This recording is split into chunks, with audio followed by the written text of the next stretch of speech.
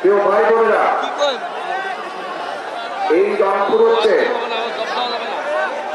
আবু সাইদের পবিত্র রক্তে মিশানো মাটি।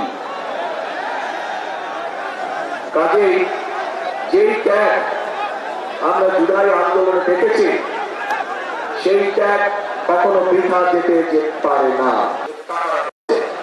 এই মানুষগুলোর ত্যাগের মূল্যায়ন আমরা তখনই করতে পারবো যখন এই দেশের মানুষের রাজনৈতিক অধিকার এবং অর্থনৈতিক অধিকার প্রতিষ্ঠিত হবে, যার জন্য আবু সাঈদ সহ আরো হাজারো মানুষ জীবন উৎসর্গ করে গিয়েছে।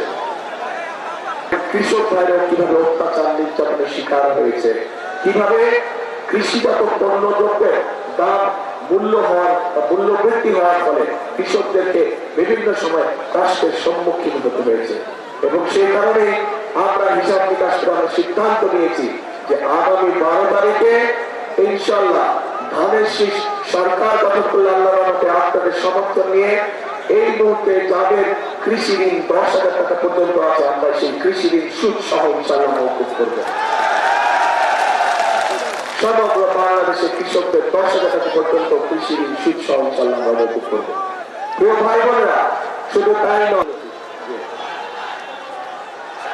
আরে মেডিকেল কলেজ বিশ্ববিদ্যালয় এমনিই হবে, এগুলো নর্মালি হবে। মেডিকেল কলেজ বিশ্ববিদ্যালয় তিস্তা মহাপরিকল্পনা বলতে আমরা যা বুঝি, খাল খনন, বন সংরক্ষণ সহ কর্মসংস্থান সহ যে কাজগুলো আছে ইনশাআল্লাহ পর্যায়ক্রমিকভাবে সবগুলো কাজ আমরা শুরু করবো।